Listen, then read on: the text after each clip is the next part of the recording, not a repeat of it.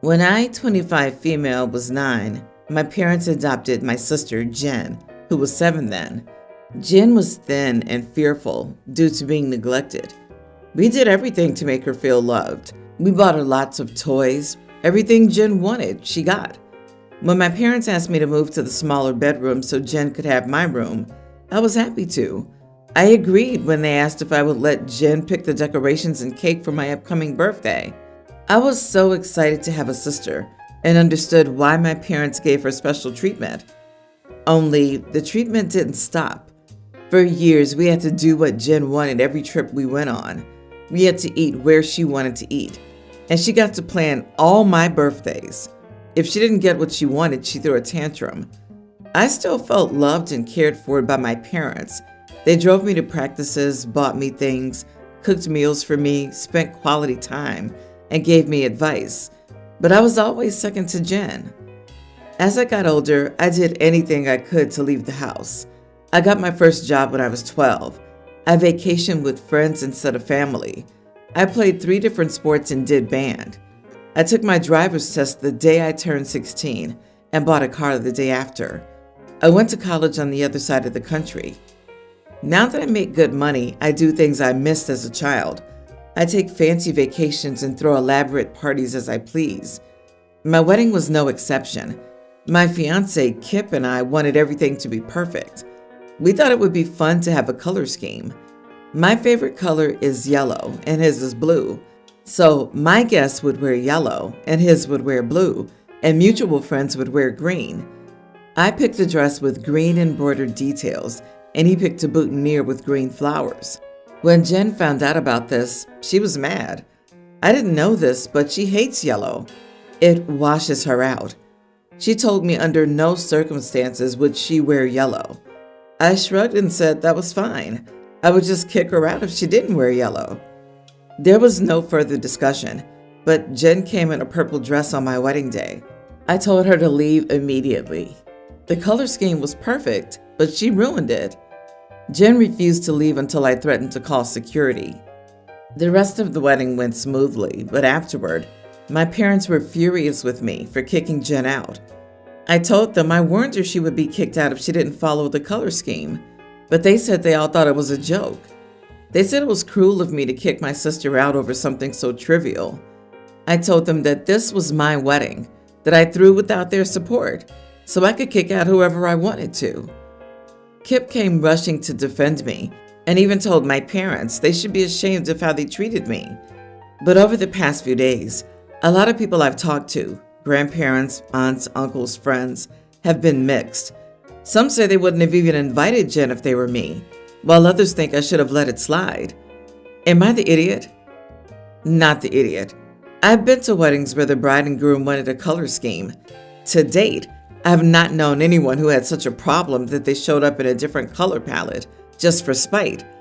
Make no mistake about it, that's exactly why your sister showed up in purple. Pure spite. If yellow was the problem, she could have asked to wear blue.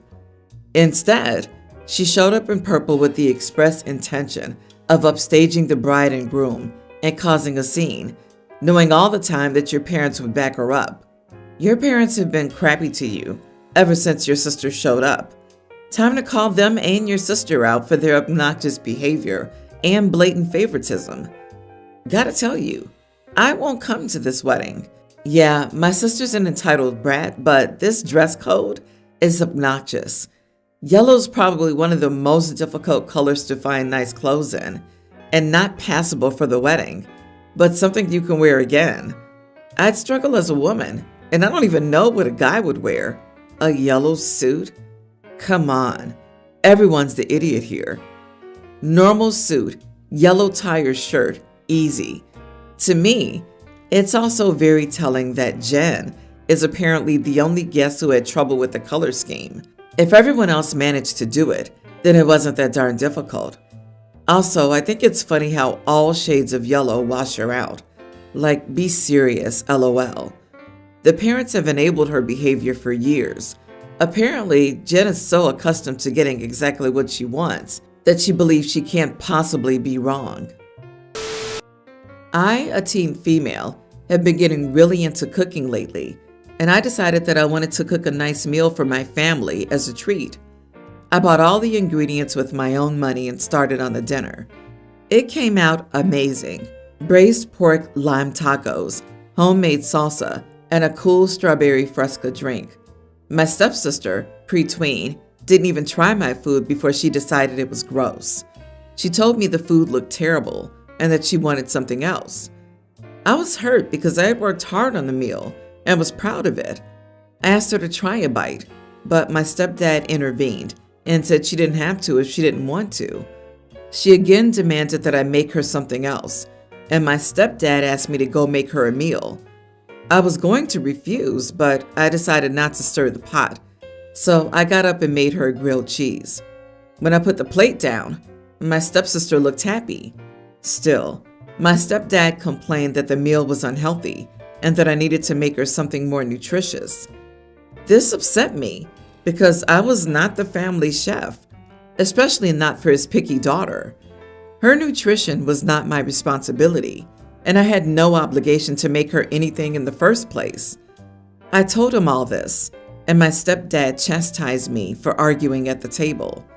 He sighed dramatically and got up to make his daughter something else, making himself look like the victim. I'm upset because now everyone thinks I'm in the wrong for refusing to do it, even though cooking anyone's dinner wasn't my responsibility, especially not cooking my picky stepsister a third meal. So, not the idiot. Your stepdad sounds like a real piece of work. He's definitely the idiot of this story. God forbid he enjoys a free meal prepared for him. That sounds pretty great. And then being indignant when you scoff at having to make another meal, and then just being an idiot. Not healthy enough? He should pick up a pan himself. What a ridiculous jerk. The fault of this evening going to crap lays entirely with him. As far as your stepsister goes, well, I don't know what her normal behavior's like. She doesn't sound that dissimilar to any other pre-tween who isn't picky at her age. I would have asked for a PB&J when I was her age. Stepdad's probably at least part of why stepsister is like this. Kids should be encouraged to try new foods, even if it doesn't look appetizing to them at first. The fact that OP was being a better role model than this child's own father is concerning. Where's your mom in this? She needs to have your back and tell your stepdad that this isn't a restaurant. His daughter eats what's served, or he can make her something. He's also enabling her bad behavior by saying she doesn't even have to try it. My mom always made me take at least a bite of something as a kid. I didn't have to like it, but I had to try it. It's very sweet of you to make your family a nice dinner. However, if they're not appreciative, don't do it again. Your stepsister sounds like a brat. I'm 20 female, enrolled in the laundry program at school, where I pay a lump sum and they do my laundry for me all year. It's very popular at my university, and they pick it up from my dorm weekly. My friend, 21 female, is weirdly obsessed with this and constantly comments on it. She always comes over and sees my bags and has some random comment to say. She'll say, "How can anyone pay for that?" I always say, "Why would I ever do something I don't want to do if I can just pay someone else to do it for me?" I'm wondering if she's like this to everyone, because that would explain why she has few friends. Almost everyone I know uses the laundry program. Her unwanted comments make me like her less. She did it again and was like, "What a waste of money. The laundry program is really expensive, and no one can afford that." I said that I don't find it expensive at all, and that she finds it expensive because she's poor. I'm not, so I'll continue paying for the program. She's furious that I called her poor. But she is. It's just a fact. Am I the idiot? Everyone's the idiot here. She's clearly jealous and resentful, and you're clearly unempathetic, snotty, and not caring, or savvy enough to handle this with any wisdom or grace. Pointing out someone's lack of resources isn't kind. Did you earn that money? Or is it your parents who actually pay? I'm surprised you have any friends too. Honestly, the number of times I've argued with people about their privilege, their argument is always, "My parents worked hard for it." My guy, that's why you're privileged. You didn't do the work. I agree, her friends shouldn't make these comments. But I also wonder in what context they come up and if OP escalated the situation. I once sat with some fellow students, and we lamented increasing housing prices and how some people can't afford to live. This one kid managed to chime in with, "Well, that's all nice, but rich people have difficulties too. My parents have an indoor pool, and our contractor still hasn't found a way to eliminate the smell of chlorine in the house." Everybody was too dumbfounded to respond, so we pretended it was never said. Ha ha ha. I was with my cousins during the holidays, and one of them was saying her parents are very upset with their 6-bedroom house that has a gym, pool, and movie theater in it, plus a cabana house the maid lives in. Apparently, it's an awful house and not the mom's style, and she's miserable. I wanted to vomit. OP, you are the idiot. And boy, are you in for a shock in life. You've been fortunate enough to have generous parents willing to support you financially, but this is not the case for everyone. Be sensitive and kind, because life always comes full circle. My husband's parents stayed with us for a few days. The other night, we had an issue that resulted in my stepdaughter being upset and angry, me angry, and them and my husband angry. I met my stepdaughter when she was a young grammar schooler. We married 2 years later. I'll admit, knowing her mom had passed when we first met, I thought I would be filling in as a mom-like or at least a second mom figure. In my heart, I wanted to be her mom and for her to be my daughter. Before we got married, it was clear that it wouldn't happen. She was actually very resistant to being around me. I told my husband we needed therapy together before we got married because she had to be okay with things, and we needed to figure out what our family dynamic would look like. I won't bore you with unnecessary details, but she didn't want to replace her mom. She was already very insecure about me being around because her parents hadn't been together when her mom died, which to her meant she was alone, loving her mom. But she knew what we wanted, for her to love me and see me as another mom. It scared her. It made her sad. It made her tummy hurt, to quote my stepdaughter. Through therapy, we figured out what the relationship would look like. My husband is the parent, and I'm an adult in the home and a safe person for my stepdaughter. My husband would keep one-on-one time with my stepdaughter, and we'd spend time together naturally, over time, and in a way that worked best without forcing it. My stepdaughter would call me by my first name. I'd call her my stepdaughter, not daughter. We worked it all out. We've been good with all of that. She and I have a good relationship. She's a sweet big sister to her half-siblings. And yes, we use half. It's all normal.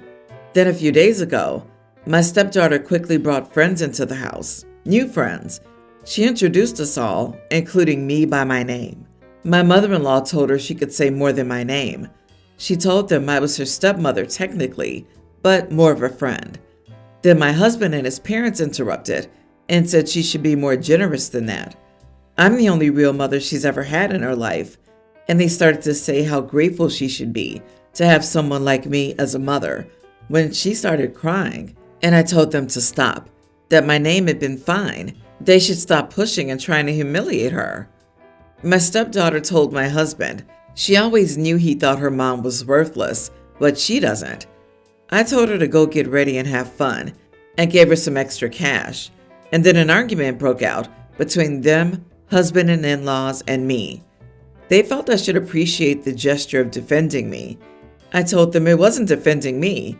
It was done to humiliate her enough to introduce me how they wanted. My husband regretted his actions afterward. I told him he'd have to do a lot to make up for it. His parents, however, feel I was cruelly unfair to them and shouldn't have snapped at them like I did. Am I the idiot? Not the idiot. Your husband broke the contract he made with you and his daughter in therapy to placate his parents. Your stepdaughter clearly gets that your husband hates her mother. I hope you let her talk to you about her mom and her memories. Her mom is half the reason that the daughter's a lovely human, and your husband's going to push her away. None of them had any business dropping opinions about your mother or stepdaughter relationship in front of guests, regardless of their age or who invited them. How incredibly rude and hurtful of your in-laws and husband. I'm glad you stood up for the girl and stood your ground. The three of them owe apologies to both you and your stepdaughter's friends who were present. I can't imagine how uncomfortable it was for them when she was brought to tears. I bought a house in a community without an HOA. I wanted my home to be my home, including making it look how I wanted. I also chose a neighborhood with fun, colorful houses instead of just plain earth tones. I finally got to the point where I could repaint my house. I picked a soft peachy color with sage, blue, and soft and dark pink accents. It's fun and colorful without being too out there.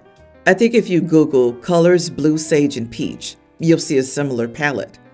My neighbor Paul hates it and has been complaining about it since we started the project. He also made his opinion known that he hates our front lawn. Lots of wildflowers and sunflowers, fun garden flags and a little free library, etc. Each and every time I've told him that I don't care. Honestly, I don't. And I've suggested a few times that maybe he'd be happier in an HOA community that controls everything and forces people into earth-toned homes. Paul got angry when I suggested that and said he'd lived in his house for 15 years and shouldn't have to move. I told him, okay, well, you have to learn to live with a bit of color. Last weekend, I was putting in pavers that my niece and I painted together. They're all things like ladybugs, turtles, birds, etc., in fun colors. I adore them, and my niece is so excited that she'll be a part of my home. Paul came over to complain yet again, saying it was all an eyesore, and my niece was here, so I just told him, it's time for you to grow up and get the heck over what I'm doing with my house. He got even crankier and told me that I had no right to talk to him this way. Did I know who I was talking to, etc. I told him to just go away and get a darn life. He should get a hobby if he has so much free time to moan about a colorful house. He stormed off, calling me a nasty piece of work. My niece was cracking up on the side. For the record, no one in my family is uptight. We really don't care about cursing. I know some people still clutch their pearls over it around kids. She's a teen, but I'm sure she says worse. Anyway, one of the other neighbors came to tell me that he's been flapping his yap about how disrespectful I am to talk to him like that. She told me that she knew he was a pain, but that he had been in the neighborhood forever, and it was worth being nice to him. I don't know. Is telling him to get a life that big of a deal? Am I the idiot? The house's color scheme sounds gorgeous, something we'd have here in our Inman Park neighborhood. Your neighbor's more upset about the kitschy items in your front yard than the color of your house. Maybe you need some pink flamingos. Paul? Is it Paul, right? I want to make sure that I know who I'm talking to. I'm going to make a deal with you. Whenever you're over here complaining about my house or yard, I add 2 pink flamingos to the decor. Every week you go without complaining, I take 1 flamingo down. If I hear that you've been talking about me to the neighbors, Duck Anna is coming out onto the porch. Questions? Some giant gnomes would be a great companion to the flamingos. They have gnomes for all seasons too. Oh, Pete, some people just don't understand when you try to be polite with them. So it's not your fault that you told them to screw off. It's their fault. I bet other people would just fall down on their knees and praise this neighbor and do whatever he wants. Yeah, right. He comes harassing you and you need to be nice? Riddle me that one. If the neighbor who's suggesting you be nice has any suggestions on how to keep this blowhard out of your face and off your property, that would be more helpful than, kids, it's both your fault, advice. It may take 2 to fight, but he's the only one creating the situation. You can't walk away. It's your house. So he's actively seeking conflict, but he's the offended that he's called out? But he's offended that he's called out? You do you, and you are not the idiot.